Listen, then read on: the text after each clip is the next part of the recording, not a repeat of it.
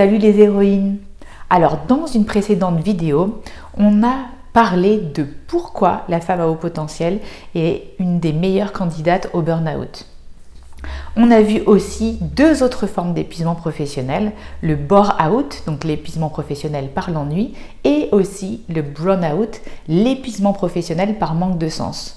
Aujourd'hui, on va se concentrer sur le bore-out et tu vas voir que c'est un schéma classique des multipotentiels. Pourquoi schéma classique? Parce que c'est un état qui se répète souvent dans la vie d'un multipotentiel. On va voir aussi que ça peut vraiment devenir ton allié si tu en connais les signes précurseurs et si tu t'y prends assez tôt pour pouvoir le transformer, pour pouvoir t'aider à progresser et à réajuster ta vie.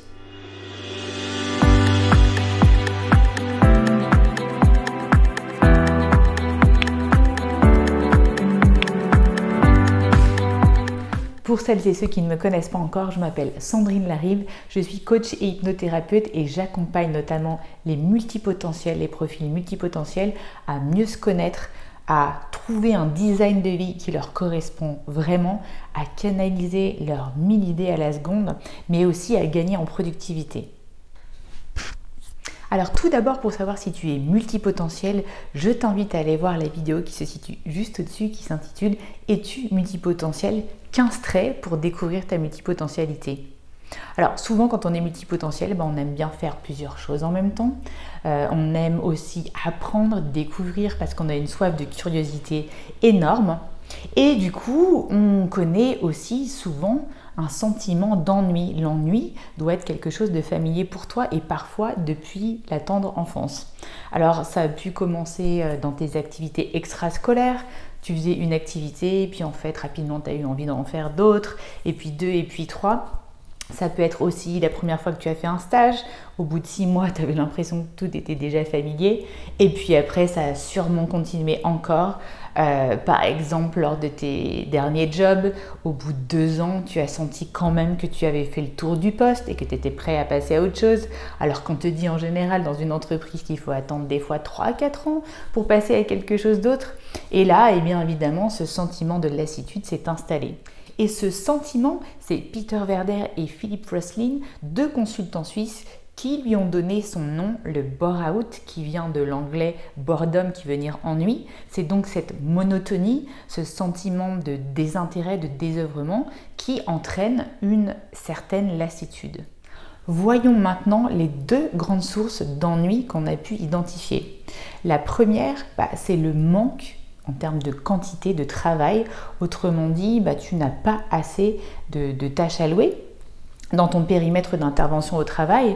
Du coup, ça se manifeste comment? Tu as l'impression que les heures défilent, il y a comme une distorsion du temps, comme si le temps se rallongeait. Tu te surprends aussi à regarder sur Internet des choses perso. Tu te surprends à scroller ton fil d'actualité sur ton portable. Tu passes d'un réseau social à l'autre. Ou même tu fais 10 fois plus de pauses café-club que d'habitude. L'autre grande source d'ennui, c'est en fait le manque de variété. Alors soit le manque de variété dans tes missions, tu ne te satisfais jamais du job qu'on t'a donné, ou alors de variété dans les tâches que tu fais et surtout dans la manière dont tu les fais. Et là, il va y avoir aussi en parallèle ton seuil de tolérance à l'ennui. De manière générale, une des conséquences majeures de l'ennui, c'est le désengagement. Et Frédéric Hudson, qui est un des pères du coaching, a construit un modèle de cycle de changement, de cycle de vie, qui met en exergue super bien ce phénomène et je vais te le décrire maintenant. Sonia Valent, dans son guide des multipotentiels, a très bien adapté ce schéma d'Hudson aux multipotentiels. Alors ça donne ça. Tu vois qu'il y a donc la phase 1, c'est la phase de lancement du projet où tu es enthousiaste, tu es motivé, il y a une forme de confiance en toi parce que tu aimes le challenge que tu es en train de prendre. Et puis tu passes à la phase 2, cette phase qu'on appelle de désenchantement. De plus en plus, quelque chose commence à t'ennuyer. Du coup, il y a une forme de désintérêt qui s'installe, de démotivation, un petit peu d'agacement, de remise en cause. Et puis après, tu passes à la phase 3. C'est la phase qu'on appelle de désengagement. Tu as fait le tour de ton job, tu t'ennuies profondément, tu as besoin vraiment de découvrir quelque chose d'autre, mais quoi? Ça, c'est la question. Du coup, il y a une certaine tristesse, une forme d'isolement, de désillusion, voire même de nostalgie. Et puis après, tu passes à la phase 4, c'est la phase de renouveau. Tiens, il y a un espoir qui commence à arriver, pourquoi ne pas proposer une autre idée? Celle-là, je l'aime aussi. Et si j'essayais ça? Et si j'essayais ça? Il y a une envie qui s'installe et puis tu commences à faire travailler ton imagination pour passer à autre chose. Alors, on vient de voir que l'ennui pointe son nez à la phase 2 et pose ses valises à la phase 3. Mais il n'y a pas de fatalité là-dedans. C'est possible de trouver des solutions pour passer de la phase 3 à la phase 4, mais aussi de la phase 4 à la phase 1 pour refaire entièrement la boucle du cycle, car finalement, ce ne sont que des cycles d'ennui, d'intérêt, d'ennui, d'intérêt. L'important, c'est d'être conscient de ces cycles et ça va permettre de sortir des phases d'ennui beaucoup plus vite. Ce que je veux te transmettre aujourd'hui, c'est l'importance de savoir reconnaître les symptômes du bore-out. Et ces symptômes ne sont pas que dans la tête, tu vas voir, ils sont aussi physiques et ils peuvent avoir un impact à 360 degrés dans ta vie. Alors au travail, du coup, ces symptômes vont arriver notamment avec des pensées négatives. Tu vas commencer à avoir un dialogue interne négatif, tu vas te sentir par exemple bonne à rien. Et puis après vont s'installer aussi des symptômes dans le corps. Tu vas commencer parfois à ressentir une anxiété, voire aussi une honte et culpabilité parce que tu te dis comment je peux m'ennuyer? Je devrais être déjà reconnaissante d'avoir un job. Il y a tellement de gens qui sont au chômage. Comment moi je peux me plaindre aujourd'hui de mon job? Et puis après, des fois, un sentiment de tristesse qui peut mener à des choses beaucoup plus graves. On le verra tout à l'heure. Et puis, paradoxalement, en fait, moins tu as de travail et parfois plus tout ce que tu vas faire va te demander un effort à cause justement de cet ennui et de ce désintéressement qui commence à s'installer insidieusement. Ces symptômes peuvent aussi déborder dans la sphère privée. Tu peux commencer à ressentir peut-être un sentiment d'insatisfaction et de frustration chronique qui empiète justement sur tes relations avec ta famille par exemple. Tu peux aussi avoir une estime de toi qui commence à baisser et du coup ça a un impact sur toute ta vie. Et puis aussi commencer à ressentir des symptômes physiques cette fois-ci. Il peut y avoir les épaules qui pèsent, mais ça peut même aller jusqu'à une dépression, voire au suicide et c'est là il faut faire vraiment très très attention. Mais encore une fois, rien n'est une fatalité. On va voir maintenant comment reconnaître les signes précurseurs de cet ennui. Avec mes clientes, ce que je leur fais faire, c'est un auto-diagnostic de leur ennui sur par exemple une semaine et je leur fais faire après chez elles ce diagnostic tous les jours. Je leur demande en coaching ou en hypnose, lorsque l'ennui pointe son nez, c'est quoi le contexte? À quel moment survient l'ennui? Tu faisais quoi? Avec qui? Est-ce que c'était en réunion avec des collègues? Ensuite, je leur demande quelles étaient leurs pensées accompagnantes de cet ennui. Est-ce que tu t'es dit que le temps allait être long? Est-ce que tu t'es dit que tu perdais ton temps? Ensuite, je leur demande leur ressenti. Quelles ont été les émotions à ce moment-là? De la colère, de la tristesse. Et puis après, je leur demande quel comportement, quelle réaction? Qu'est-ce que tu as fait quand l'ennui est survenu? Est-ce que tu as plutôt procrastiné ou est-ce que tu as agi? Qu'est-ce que tu as fait? Et puis finalement, je leur demande quel impact a eu l'ennui sur leur motivation au travail. Alors, ce qui est aussi intéressant, c'est d'évaluer la récurrence de l'ennui sur la semaine. Est-ce que ça s'est passé plusieurs fois? Est-ce que ça a impacté d'une manière drastique leur motivation? Et puis finalement, est-ce qu'il y a eu des symptômes physiques? Et enfin, très important, je leur demande d'identifier les besoins qui n'ont pas été satisfaits derrière cet ennui. Lorsque tu t'ennuies, quels besoins n'ont pas été satisfaits?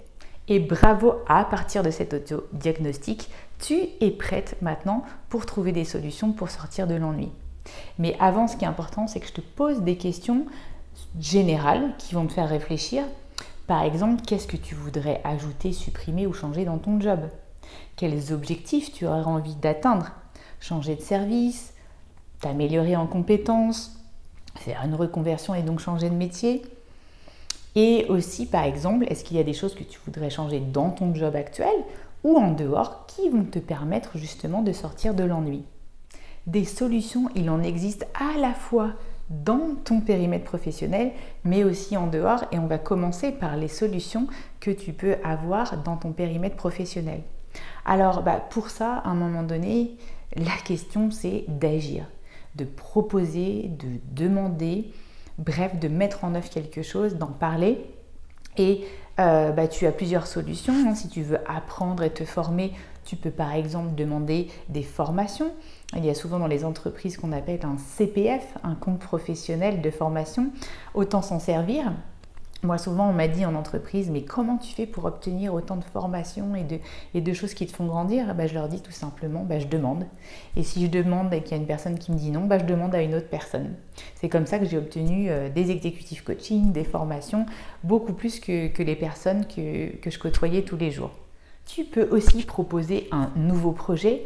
Toute entreprise a besoin de se réinventer et justement de trouver des leaders proactifs qui vont l'aider dans ses projets pour se réinventer.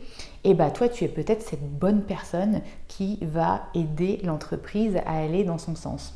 Alors, l'idée, c'est d'identifier un problème qui va avoir un impact pour l'entreprise, d'identifier aussi de quelle personne tu as besoin pour convaincre l'entreprise.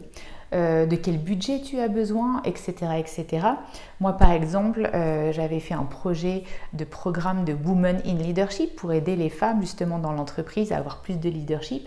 Et bien, un jour, je me suis mis à la table tout un week-end et j'ai réfléchi à comment proposer ce projet à la direction. Et du coup, je me suis posé toutes ces questions.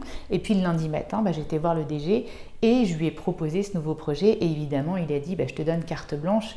On manque de personnes comme ça pour réaliser ce type de choses. J'ai du mal à donner ce type de projet. En plus, du boulot qu'ont les gens.